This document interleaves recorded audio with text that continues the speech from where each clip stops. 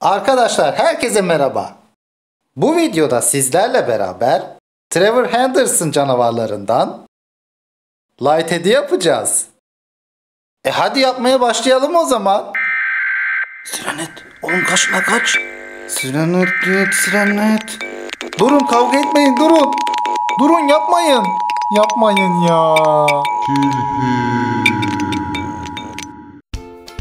Öncelikle Lighthead'in çizimlerini yapıyoruz.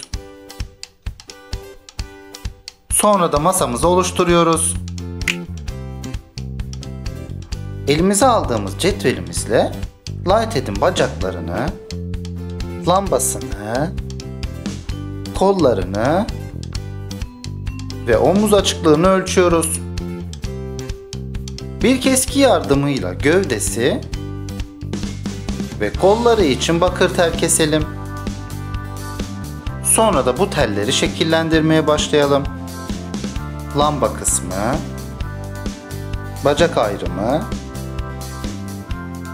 ve ayakları. Bu telle de kollarını yapacağız.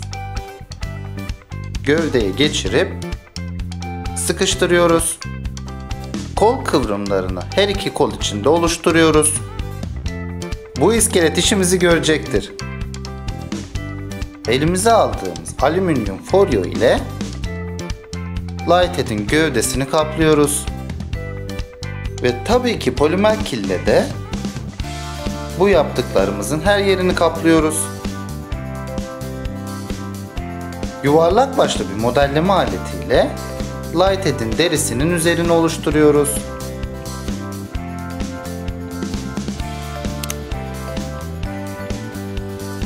Başının arka kısmına bu parçayı koyup iyice yapıştırıp şeklini de verdikten sonra iskeletimiz fırına gitmek için hazır.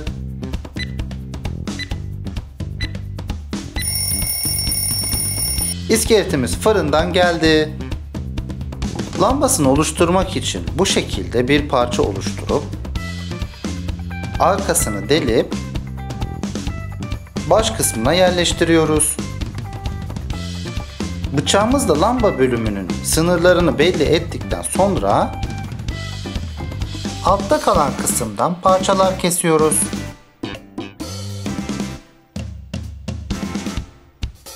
Ve kesim izlerini kaybediyoruz. Elimdeki bu parçalar elektrik kabloları olacak. Bu uzun ince parçalarla boynunun etrafını doluyoruz. Elimize aldığımız anatomi kitabından insan iskelet yapısını inceleyelim. Kaburga kemikleri için parçalar koyup bunları iyice yapıştıralım.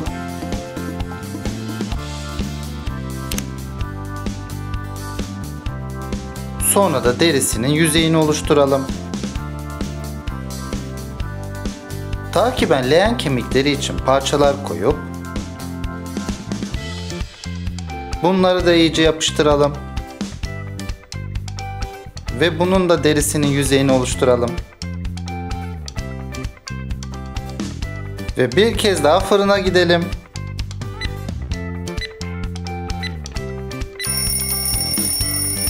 Lighthead fırından geldi.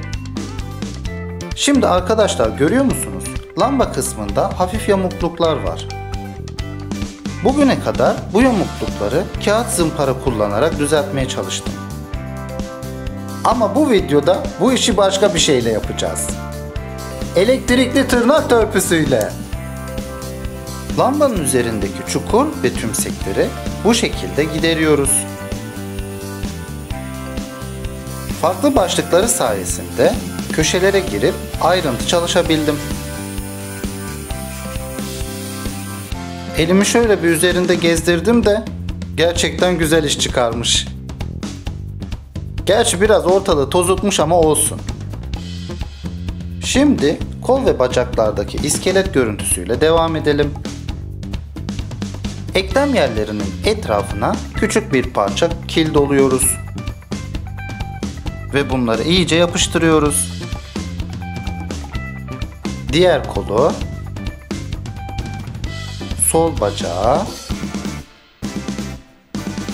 ve sağ bacağı. Sonra da bu yaptığımız yerlerin de yüzeylerini bozuyoruz.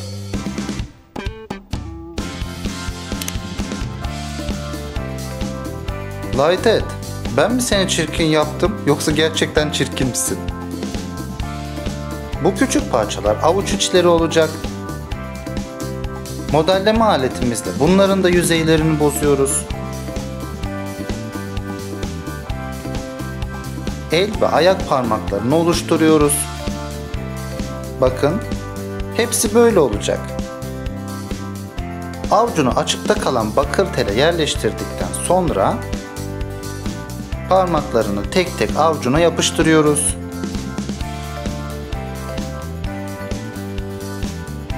Ve son şeklini veriyoruz.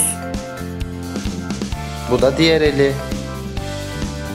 Sağ ayağı ve sol ayağı. Lighthead son kez fırına gidiyor.